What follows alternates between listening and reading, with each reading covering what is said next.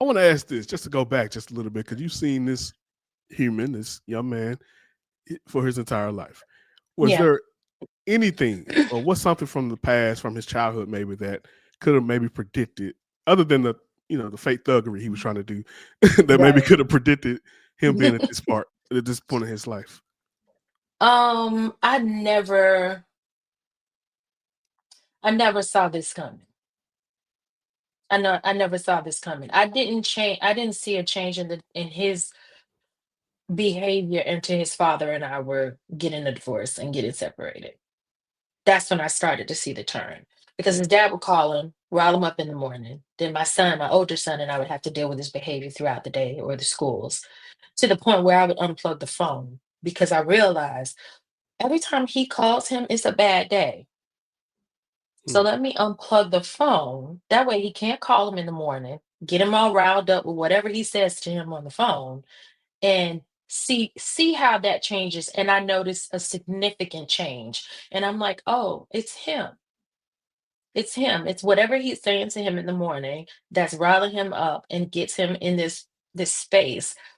And I started to unplug the phone in the morning. You can talk to him when he comes home. I do it after that, but not during my day while I'm at work. So no, to answer your question specifically, no, I never saw my son specifically acting in this manner initially. He was a sweet kid.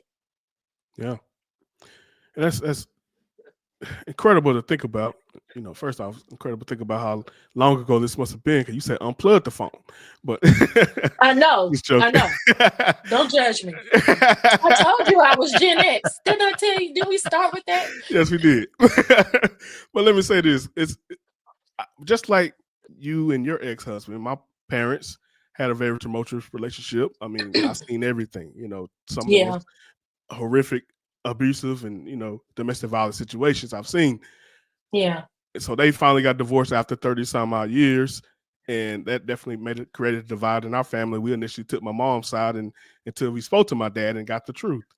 But Mm-hmm. and I will say, if we had to weigh or put a percentage on who took the brunt of most of the violence or who took the brunt of most of the trauma during their Yeah. relationship, it would be my dad. Like he was the victim, and more often Mm. than not. But Yeah, that's but say, possible. but saying all that, the biggest advocate for me and my mom to heal our relationship is my dad. No matter, Mm. he knows her better than anyone, knows her personality, know how much chaos she causes to pretty much anyone she knows, Yeah. but yet he's pushing me to heal that relationship. So I want to ask, Really. when you say, how your ex-husband was the biggest proponent for your son to have that behavior, has he said, Hmm. what has he said to try to make Nothing. that? Nothing. My husband called him when we started really having a lot of issues with him, getting into legal trouble and just being disrespectful and ornery and stealing and all this stuff. My husband called his dad and he said, "Hey man, your son needs you. Like I'm here, but he needs you. If you need to take a trip to Atlanta, because again, we moved from Florida. If you need to take a trip here, I suggest that you do that because your son needs you, and his mom is doing the best that she possibly can. But he needs you." And my husband, my ex, told him, "That's y'all's problem, not mine." Had he navigated the relationship in the way that I was trying to when we got separated and got divorced, I think there would be a huge difference in my son's behavior, how he perceives everything, and how he navigates his relationship with me. That's a high probability for sure. Now, Hmm. so you go through this chaos, you finally see the last straw of Yeah. the issue. And honestly speaking, whenever a woman gets involved that becomes, his new mom, so to speak, or just he has a means to replace that type of relationship, it Hmm. becomes so cloudy, and you willing to Hmm. defend her to the end of the earth, but you disregard your mom or how you may be treating things of that nature. So I've seen that dynamic Hmm. play out. But Hmm. how did you, or what was the process that you went into to realizing, yeah, I need to cut him off, but how do I go Hmm. about that? Like I said, that last incident when he took it too far and he started to, because it's not the first time he's threatened me or my home or my husband. His go-to is always to threaten my husband because he knows that'll get to me. So that's always his go-to. His attacks are always majority towards him. in trying to destroy maybe a business that I own, or, he thinks he can, but he has no power. And that's another reason why he gets very, very infuriated with me. But what made me make that final decision is, like I said, it went too far, to the point where you were coming into my development and parked on the cul-de-sac in a very menacing and threatening way, after you had made threats and people had told you specifically, don't go to your mom's house, don't go near your mom's house. And he was like, no, mama, he rah rah, and I keep telling him, real gangsters move in silence, number one. And I am the thug.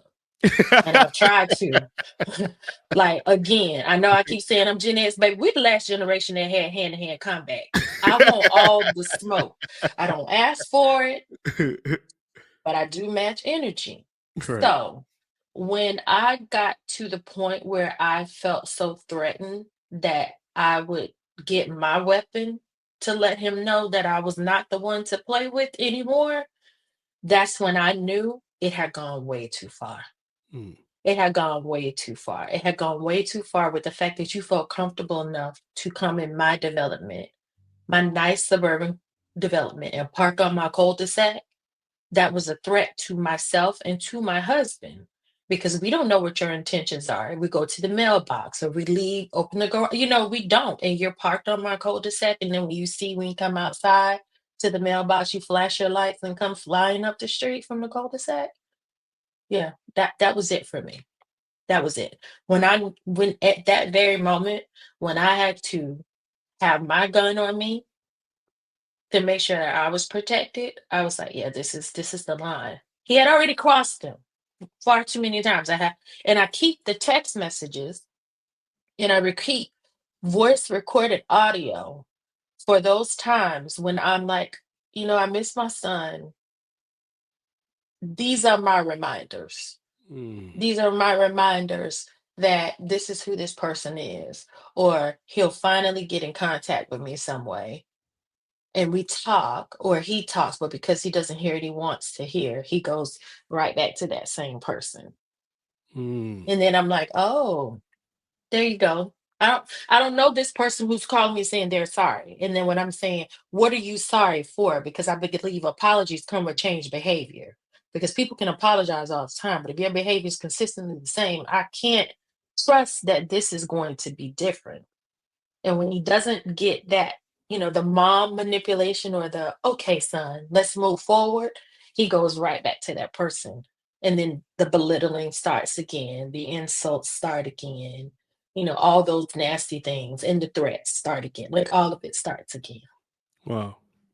And for anyone out there saying, "Hey, that's your son. He wouldn't do anything like that. He probably just playing around or trying to scare you," I think you should watch the Menendez twins documentary, or just to see what a child is capable of doing. Because No, I could take it more personally. I have a personal friend that was stabbed to death by her son as she wow, made coffee, a family friend, as she was making coffee to head to work in the morning. And she had become so afraid of her son that she was putting padlock doors on her bedroom door. oh She my became god, a prisoner in her own home.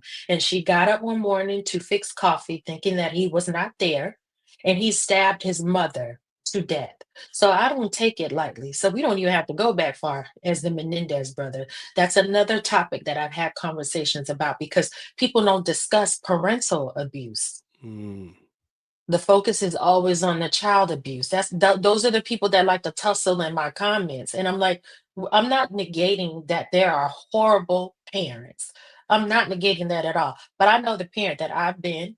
I know the parent that I've shown up, and I know these parents that are also suffering and that have these conversations with me. And I know this woman was a hardworking woman who did everything she could for her child. He was the only child that she had, and to get to the point where you stab your mother to death and she becomes afraid in her own home. So no, I don't take it lightly at all.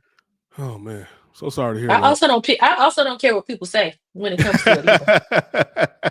Hey, what's up, everybody? My name is Mel. Thank you for joining my channel. Thank you for checking things out here. Oftentimes, we go on people's pages and are like, man, what is going on here? What is the purpose of this channel? So let me be clear. The purpose of this channel is to speak truth regarding the nuclear family.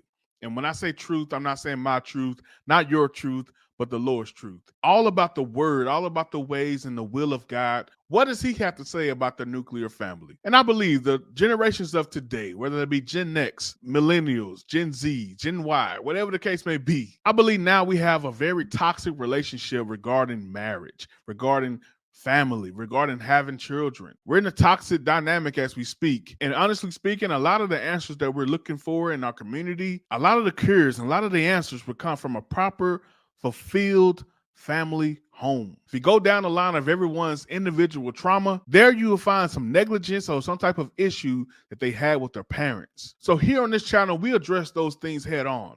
We don't place fear in those issues and avoid the topic. We do what Jesus did. And when he said, don't assume that I came for peace, but I came with a sword.